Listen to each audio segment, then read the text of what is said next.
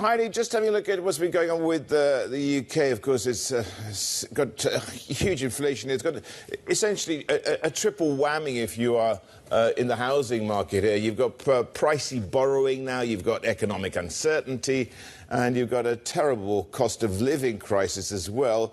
Now, markets expecting the Bank of England to bump interest rates up, I think, Heidi, to about 6% to bring down inflation.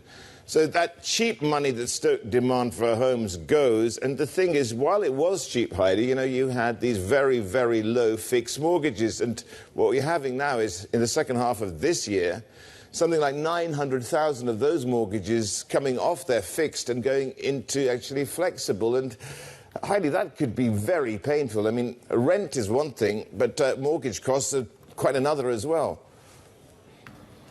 And, you know, the rental crisis, Rish, is something that has been playing out in certainly major cities in Australia as well. The Sydney market has just been gangbusters, and expectations are that we'll see further tightening in rental as well as buyers markets as we get sort of more immigration. But take a look at how this impacts women in particular. You spoke about, you know, London rents as well as mortgages. London rent is now equivalent to 2/3 of a woman's salary, so it really underlines a crisis of affordability.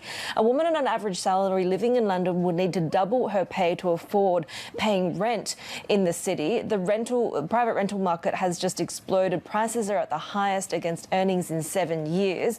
On average, £2,234 was the average rents across Greater London. That's a 13% increase from the same time last year, Rish.